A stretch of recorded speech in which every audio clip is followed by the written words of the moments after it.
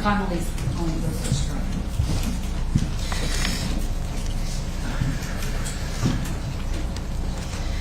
Good afternoon. As I stated in my testimony, my name is Connolly Huth. Laken Riley was my roommate for 2 years, my devoted and loyal running partner for 2 years, and my best friend forever. I stand before you looking at you through eyes that have seen, ears that have heard, and a heart that has felt emotions no body, and especially no 22-year-old, should have to. On February 21st, my life was complete. I woke up on February 21st at 7:30 a.m., walked out of my bedroom door to streamers hung outside of my bedroom from the top of the door frame to the floor, balloons blown, decorations taped, and gifts presented precisely on my kitchen island. Laken did it. It was my 22nd birthday.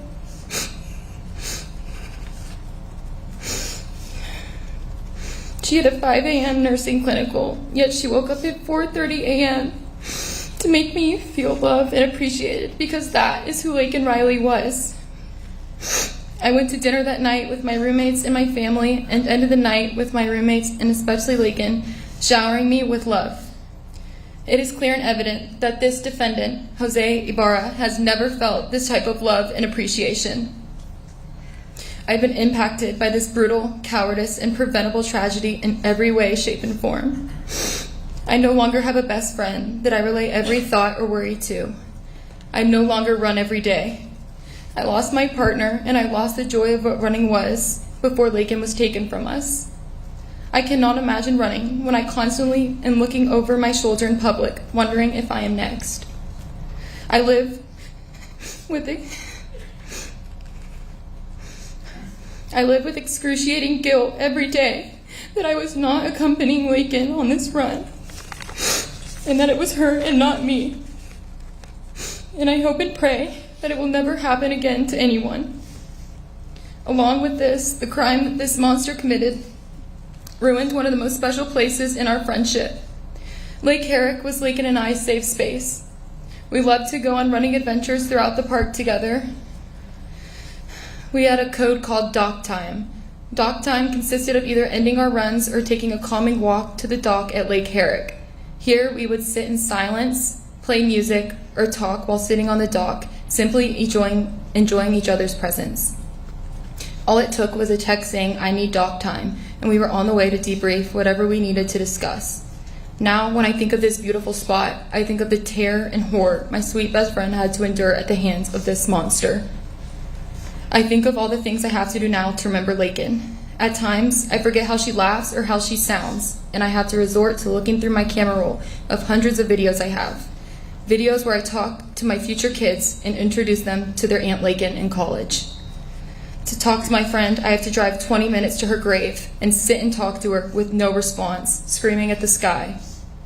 When I want to remember her, I have to go to my closet and pull out her clothes I was given and smell them to remember how she smelled. As I stand up here today, I am wearing one of Laken's shirts. This shirt has sat in my closet for months, not because I'm saving it for an occasion, but because I cannot afford to not remember these things like this about her. I sit in therapy week after week trying to heal February 22nd and life after. When I hear emergency vehicle sirens, I am triggered. I sat that day and watched dozens of emergency personnel drive by as I sat helpless.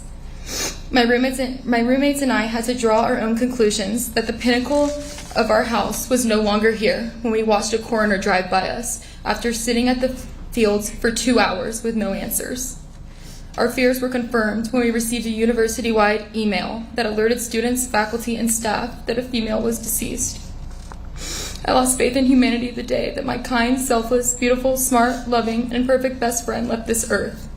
I will never understand why it had to happen in the first place, but more importantly, why out of all people it had to be her.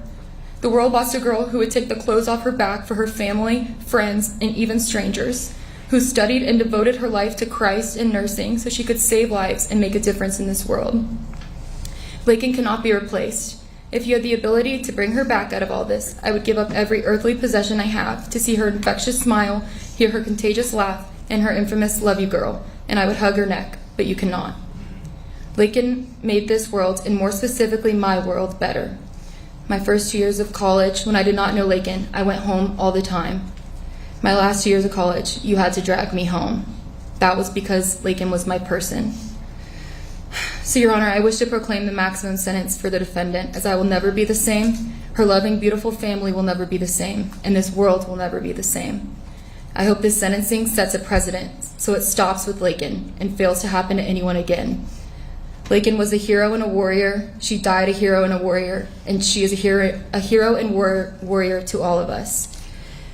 Laken was my source of light, joy, and unwavering happiness. So when her life was taken, so was the part of me that knew how to truly feel those things again. Thank you, Your Honor.